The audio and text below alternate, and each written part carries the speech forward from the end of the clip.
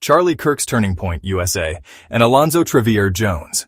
When the threat of religious liberty was at one of its most heightened levels in the history of the USA, Seventh-day Adventists co-founder and leader penned, "The peculiar work of the third angel has not been seen in its importance.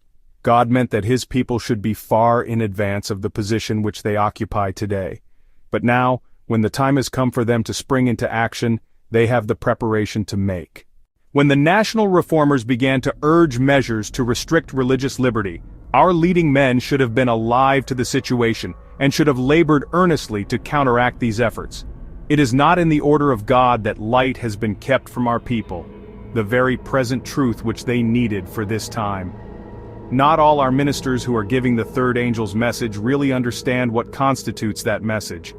The national reform movement has been regarded by some as of so little importance that they have not thought it necessary to give much attention to it, and have even felt that in so doing, they would be giving time to questions distinct from the third angel's message.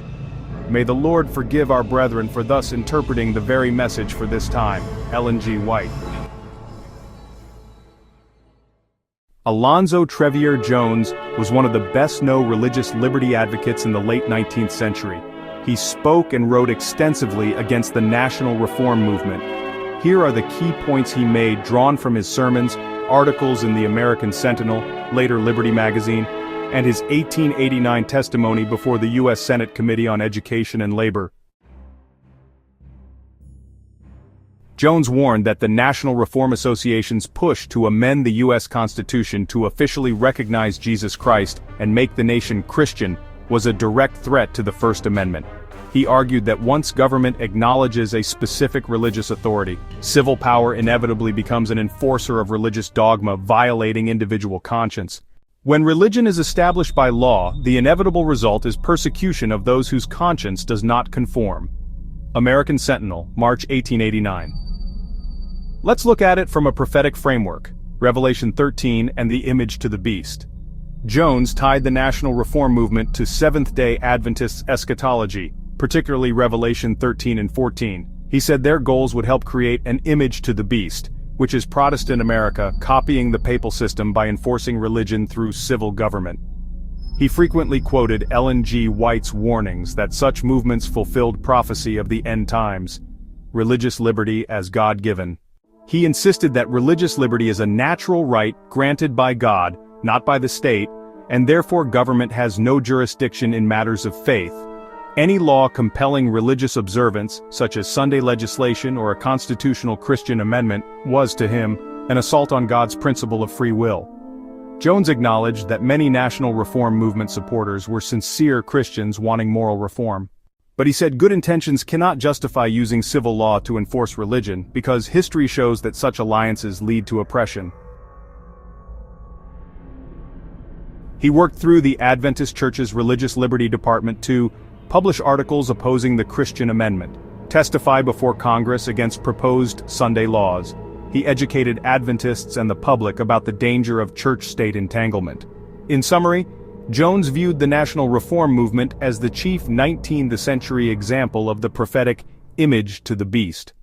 He argued that its call to make the United States a Christian nation threatened the constitutional separation of church and state and would inevitably lead to religious persecution. Precisely the scenario that Seventh-day Adventist eschatology warns will precede the end of time. Question: how would Jones view today's Turning Point USA? It's speculative, of course, but based on what Alonzo Trevier Jones said and believed, it's quite likely he would have a strong opinion about Turning Point USA, especially its overlapping of faith and politics. Here are some reasoned thoughts about how he might view this religious political youth movement based on his published positions. From historical documents and Jones' writings, he was deeply opposed to the national reform movement's effort to legally enshrine Christianity in the U.S. Constitution, because he saw that as a violation of religious liberty and a dangerous union of church and state. He equated religious law backed by civil power with the prophetic image to the beast, the idea in Seventh-day Adventists' theology that at the end times there will be religious institutions supported by civil law enforcing certain religious observances. He repeatedly argued that government cannot rightly enforce the things of God, especially the first table of the Ten Commandments, unless there is a theocratic union, which he regarded as wrong and dangerous. What do we see in Turning Point USA religious political activity?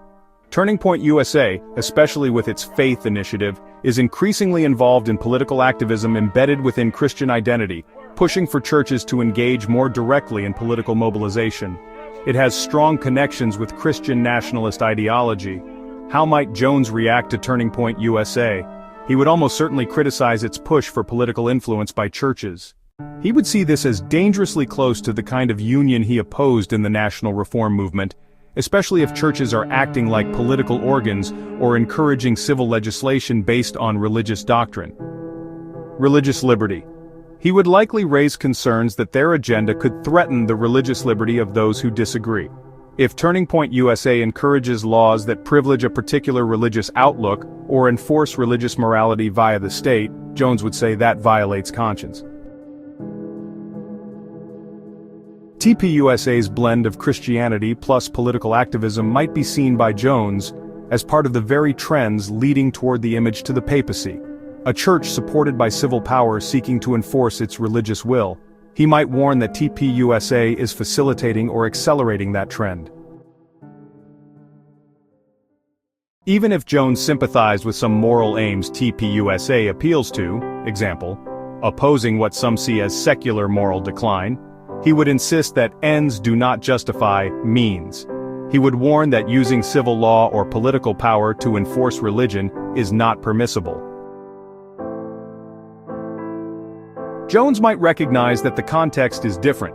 The modern world has different legal, social, and historical features. So while he'd see parallels, he might argue that not every case of church-influenced politics automatically equals dangerous church-state union in the same way. He might distinguish between voluntary political advocacy, churches or believers engaging in politics via persuasion, voting, etc., versus seeking civil laws that enforce certain religious practices or beliefs. The final judgment, given these, Alonzo Trevier Jones would likely oppose much of what Turning Point USA, especially in its faith Christian nationalist dimensions found in Turning Point USA Faith and Affiliate Organization, is doing. He would probably see TPUSA as an example of the type of movement that must be resisted for the sake of religious liberty, prophetic warning, and keeping church and state properly distinct. Here's a sample of how Jones might speak if he were addressing something like Turning Point USA today, based on the tone and reasoning found in his 1888-1895 sermons and American Sentinel editorials. This is a historically informed paraphrase, not an actual quotation. Brethren and fellow citizens, when any movement, however sincere its moral aims, calls the churches of God to unite their pulpits with the halls of legislation, it treads the very path that prophecy has warned us against. We are told that in the last days an image to the beast will be formed, a Protestant power that copies the methods of the papacy by enlisting civil authority to uphold religion. Whether the name be national reform in the 19th century or any modern banner that bids the church take the sword of the state, the principle is the same.